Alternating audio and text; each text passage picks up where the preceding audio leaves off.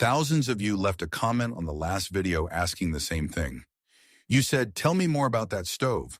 So I went back. There is a stove in a farmhouse in Holmes County, Ohio, that has not been fed since this morning. It burned for 1 hour, 2 small logs gone, the fire is out, and that house will stay warm until tomorrow morning without anyone touching it again. I know because I put my hand on the wall of that stove at 10 at night, 6 hours after the fire died. It was warm, not hot enough to burn, warm like a body, and the family inside was paying nothing, not $1 to any utility company for heat. When I asked the man who built that stove how much it cost him to make, he said $50. $50, and then he told me something I was not ready to hear. He said, "The reason you've never seen one of these is not because they do not work. It is because they work too well, and in 37 states they are illegal to build." That is what this video is about. A heating system that costs $50, burns 90% less wood than your stove at home, and radiates warmth for up to 24 hours from a single fire that lasts less than 90 minutes. The Amish did not invent it, they inherited it. Their ancestors brought it from Germany over 200 years ago, and they never stopped using it even when the rest of America forgot it existed. The first time I walked into one of these homes near Millersburg, I spent 20 minutes looking for the thermostat. There was no thermostat, there was no furnace, there was no duct. There was a large, warm structure in the center of the house that looked more like a bench than a stove, and every room in that house was the same temperature. Not hot near the fire and cold by the window. The same everywhere. I had never experienced that in my life. But here's where it gets interesting. I dug into the history of this system, and I found something that stopped me cold. Mark Twain, yes, that Mark Twain wrote about this exact stove in 1878 after traveling through Germany. He described it as the best stove ever invented. He wrote that one firing is enough for the day. The cost is next to nothing, and the heat produced is the same all day, instead of too hot and too cold by turns. That was 147 years ago, and most Americans have still never heard of it. Before I explain how this system works and exactly how you can build one, including if you already own a home, I need to tell you what it replaced. Because the only way to understand why this system matters is to understand how badly the thing in your basement is failing you right now. A conventional wood stove, the kind you probably grew up with, burns at about 1,000 degrees inside the firebox. That sounds impressive until you realize what happens next. At 1,000 degrees, the wood does not burn completely. The smoke, the gases, the volatile compounds, they escape up the chimney at 400 to 600 degrees. Every time you look outside and see smoke coming out of a chimney, you are watching heat leave a house. You are watching money float into the sky. The number they print on the box is 75% efficient. That is a laboratory number. In a real home with real wood, opened and closed by a real person, the actual efficiency is closer to 35%. That means 65% of the heat your wood could have given you is going straight up the flue. And that is not the worst part. That incomplete combustion creates creosote, a tar-like buildup inside your chimney that causes house fires. So you are losing most of your heat and creating a fire hazard at the same time. Now I want you to picture something. You are standing next to your wood stove in January. You have been feeding it logs every 2 hours since dinner. The house is warm near the stove and cold in the bedroom. The chimney is putting out a column of white and gray smoke that you can see from the road. And you are thinking, this is just how it works. This is what heating a home with wood looks like. It is not. That is what wasting wood looks like. And the Amish knew a better way 300 years ago. Here is what their stove does differently. The principle is the exact opposite of everything you have been taught about burning wood. Instead of burning slow and continuous, you burn intense and fast. The combustion chamber is shaped like a J or an L. The fire enters horizontally through a feed tube. You lay small sticks in sideways, not stacked up. The wood travels through a horizontal burn tunnel, and then the hot gases rise through an insulated vertical tube called a heat riser. Inside that tube, the temperature reaches 1800 degrees. At 1800 degrees, something remarkable happens. The smoke itself catches fire. The gases that would have escaped up a normal chimney, they burn. What comes out the other end is not black smoke. It is water vapor and carbon dioxide. The exhaust temperature leaving this system is between 90 and 100 degrees. Compare that to 400 or 600 degrees from your conventional stove. That entire difference, 300 to 500 degrees, is heat that stayed inside the house instead of leaving through the roof. But that is only half the story. In a normal stove, whatever heat does stay in the house radiates from a metal box. Metal heats fast and cools fast. The moment the fire dies, the heat starts disappearing. This system does something completely different. The hot gases from that combustion chamber do not go straight outside. They travel horizontally through a massive bench made of brick, stone, or cob, a mixture of clay, sand, and straw. That bench absorbs the heat before it can escape, and then it releases it slowly over the next 12 to 24 hours like a battery, a thermal battery. The surface of that bench is never dangerously hot. Children sit on it, animals sleep next to it. It is warm the way a sunlit stone wall is warm on an autumn afternoon, comfortable, constant, safe. The Amish families I visited use the bench like furniture. The kids do homework on it after school. The grandmother reads there in the evening. One man told me he had not turned on a space heater or plugged in an electric blanket in 17 years. He said, "Why would I? The bench is warm when I wake up. It is warm when I go to sleep. It is warm in between." That is heating. And here is the thing that made me feel like a fool.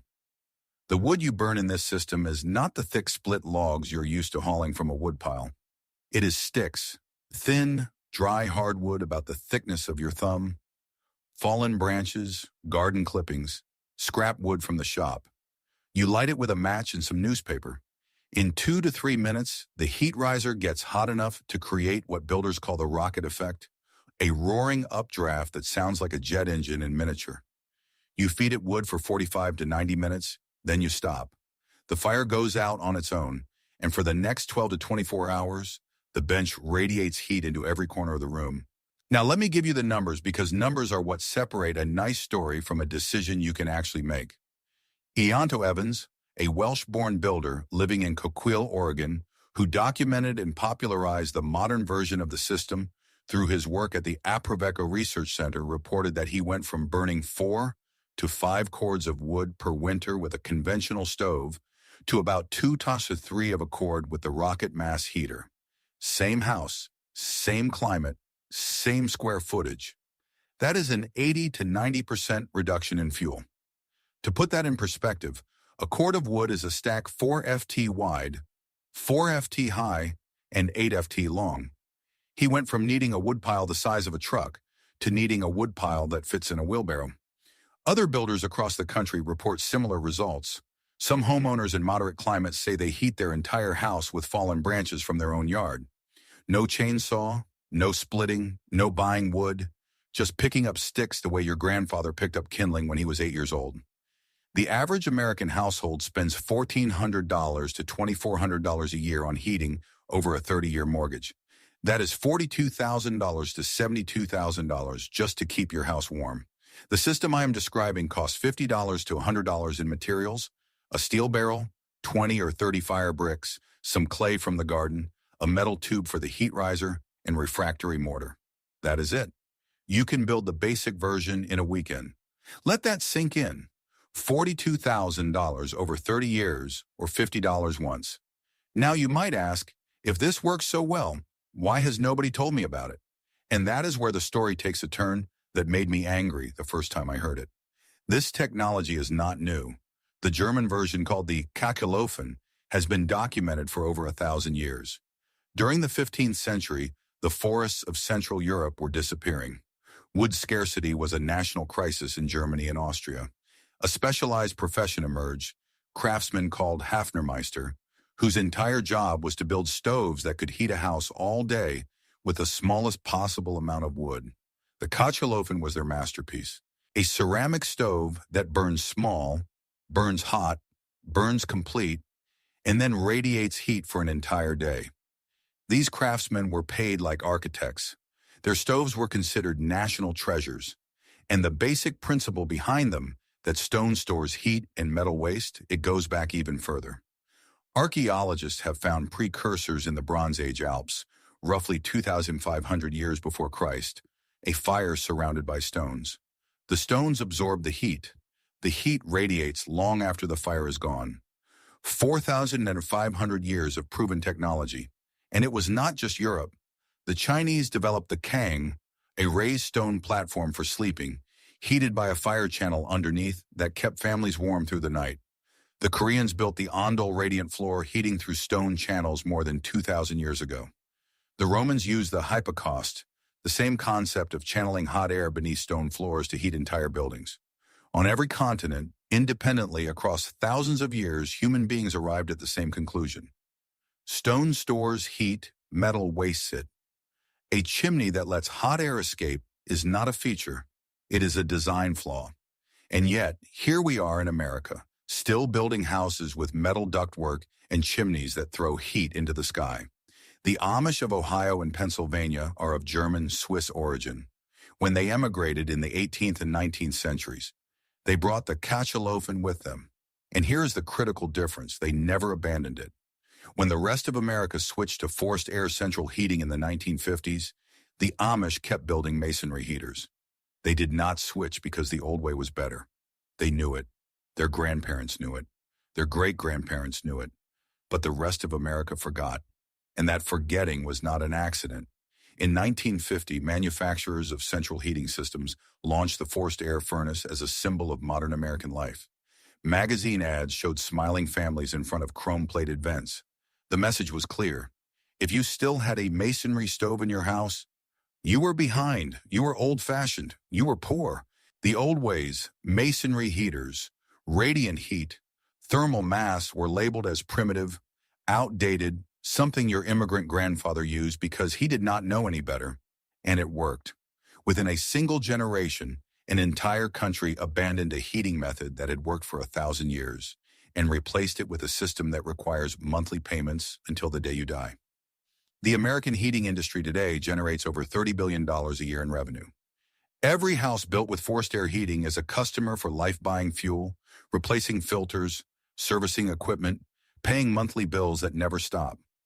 A house with a masonry heater is a customer who might never need anything again. That is not a customer the industry wants. That is a customer the industry needs to prevent. Now here's the part that should make your blood boil. The modern version of this system, the rocket mass heater, has never been certified by the EPA. Not because it fails emissions tests. It has never been certified because the EPA only certifies products that are manufactured in a factory, identical unit after identical unit. A rocket mass heater is built on site. Everyone is unique. Everyone is custom. There is no factory. There is no assembly line. There is no product to certify. And here is the number that tells you everything. A well-built rocket mass heater produces about 0.12 joule per hour of fine particulate matter. The EPA limit for a certified wood stove is 2.5 grams per hour. The rocket mass heater is 20 times cleaner than what the EPA allows as a maximum for certified stoves. And it is banned not because of what comes out of it, because of a sticker that is not on it. In 37 states, installing a rocket mass heater in your home requires you to own at least 20 contiguous acres. That is not federal law. It is a benchmark that hundreds of counties have adopted into local fire prevention codes. The average American does not own 20 acres. The average American lives on a quarter-acre lot in a suburb. The Amish farmer in Holmes County, Ohio, sitting on 100 acres, can build whatever stove he wants. The American homeowner in Columbus, 75 miles down the road, cannot. Same state, same air, same physics, different rules, and those rules have nothing to do with safety. They have to do with who writes the code. In 2022, a couple in Jackson County, Oregon, built a rocket mass heater in their home on 18.7 acres. They did everything right. They hired an independent lab to test the emissions. The results came back at 0.12 G per hour, 20 times below the EPA limit. Cleaner than a pellet stove, cleaner than a gas furnace in some measurements. The county inspector ordered them to demolish it anyway. The hearing officer's ruling said compliance is determined by listing status, not by emission measurements. It did not matter how clean the stove was. It did not matter that the test results were better than anything on the market. The stove did not have the right paperwork, so it had to go. They tore it down at a cost of $4,200. They were forced to install a $9,800 EPA-certified stove that pollutes more than what they had. Think about that. They spent $14,000 to replace a cleaner system with a dirtier one because the cleaner one did not have a piece of paper to certify a rocket mass heater design. A manufacturer would need to spend over $60,000 in testing, inspections, and annual fees. Initial laboratory testing costs $8,000. Factory inspection runs another $3,000. The EPA emissions test alone can exceed $25,000. And if you change anything about the design, even something minor, you pay for the entire test again. Annual maintenance fees add another $1,500 on top. All of that for a product that costs $50 to build. Only large corporations can afford that certification process, and large corporations have no interest in certifying a product that eliminates the need for their other products. The system is not designed to keep you safe. It is designed to keep you buying. Now, if you already own a house and you're thinking this only applies to people building from scratch, stay with me, because this next part is specifically for you. I hear this every single time. I live in a house built in 1972. I have a basement. I have existing ductwork. What am I supposed to do? Tear out my walls? No. You do not tear out anything. There are 3 ways to bring this technology into a home you already own. The first option is the outbuilding. Build a rocket mass heater in a shed, a garage, or a workshop attached to your house. Use the heat it generates to warm water or air and pipe that heat into your main living space. In most jurisdictions, outbuildings have less restrictive codes than the house itself. You are not modifying your home. You are heating a shed that happens to share a wall with your kitchen. I know a man in rural Tennessee who heats his entire 1,500 SQFT house this way. The stove is in his workshop, 12 FT from his back door.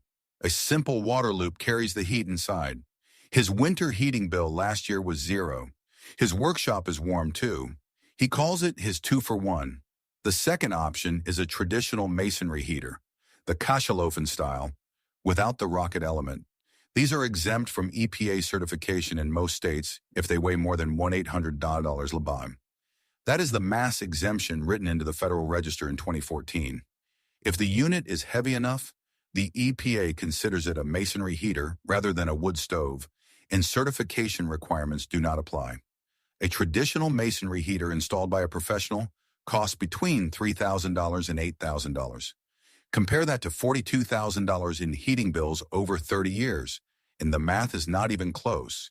You will pay it off in 2 winters and then never write a check for heat again. The third option, and I want to be clear, this is not legal advice, is what thousands of people across this country are already doing quietly. In rural areas without frequent code enforcement, many homeowners build rocket mass heaters in their garage or basement without asking permission. The emissions are so low that there is virtually nothing to detect. No visible smoke, no smell, no complaints from neighbors because there is nothing to complain about. I have read hundreds of posts in permaculture forums from people in 30 different states who have been heating this way for 5, 10, 15 years. They are not hiding. They just stopped asking for permission to do something their great-grandparents did without a second thought. Now, before I get to the most important part of this video, the part that I spent weeks tracking down, I want to mention something. After the last video, hundreds of you asked where you could find all of these Amish methods in one place. So I put together a complete guide. It is called the Amish Home System, How to Cut Every Household Bill to Zero, using methods that were legal before 1950.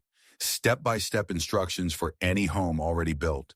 No permits, no contractors, no new construction required. The link is in the description below this video. If what I have shared so far has changed the way you think about your home, that guide will change the way you run it. Now, the technique I have been saving for last. I found this buried in the testing records of the Aprovecho Research Center in Oregon, the same institute where Ianto Evans developed the original rocket stove in the 1970s. Most people who build a rocket mass heater make the bench, the thermal mass, out of cob or standard brick. That works. It works well. But what the Aprovecho data showed, and what almost nobody talks about, is that the internal channel geometry matters more than the material. Here is what I mean. Most builders run a single straight pipe through the bench. The hot gases travel in a line, give up some heat, and exit. Simple, effective. But Aprovecho tested a configuration where the internal flue makes two full reversals inside the bench, like a snake going back and forth. The gases travel 3 times the distance before reaching the exhaust, and the exit temperature dropped from 90 to barely above ambient, meaning nearly 100% of the available heat was captured by the mass. The difference was not a small improvement.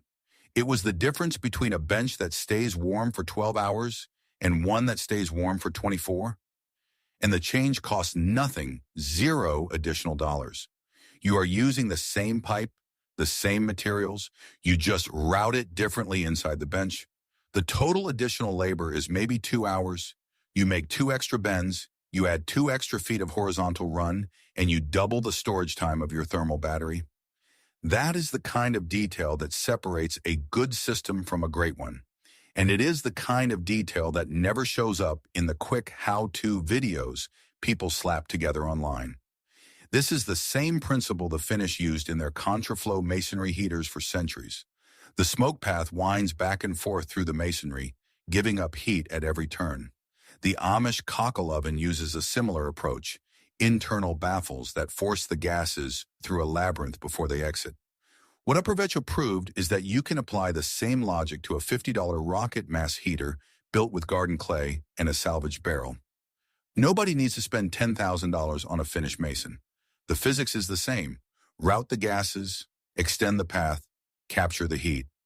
The Amish man I visited in Holmes County, the one who built his stove for $50, he already knew this.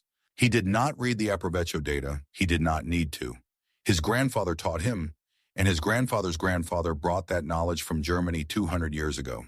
The research center just confirmed what his family had known for generations.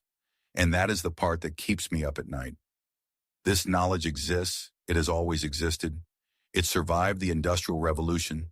It survived the marketing campaigns of the 1950s. It survived because a few communities, the Amish, the permaculture builders, the people living quietly off the grid in Oregon and Vermont and Montana, refused to let it die. They kept building, they kept teaching, they kept heating their homes for nothing, while the rest of us wrote checks to utility companies every single month and thought that was normal. It was never normal. It was a choice someone else made for us, and it was a profitable choice for them. Mark Twain saw one of these stoves in 1878 and called it the best and most economical stove ever invented. He wrote that Americans could adopt it, but they would not. He said, "We stick to our own fearful inventions, of which there is not a rational one in the lot." That was 147 years ago, and he was right. We did not adopt it. We were told not to. We were sold something worse and charged for it every month for the rest of our lives. The Amish never bought what they were selling, and they never paid the bill. You do not need 20 acres. You do not need a permit. You do not need a contractor. You need a weekend, $50 in materials, and the willingness to do something your great-grandfather would have considered common sense. A barrel, some bricks, clay from the yard, and a decision that from this point forward, you are done paying someone else for something the earth gives away for free. Every house in America that runs a furnace is a house that forgot something. This video is how you remember. Drop your state in the comments and tell me what you heat your home with right now and what you are paying. I want to build a map of what this system could save across every state in the country. And if your grandfather or your father ever built something like this, I want to hear about it. Because that knowledge did not disappear. It just went quiet. And it is time to turn the volume back up. If this story has changed the way you look at the heating system in your basement, please subscribe and like this video. We are uncovering the history they tried to bury. Let's reclaim our independence.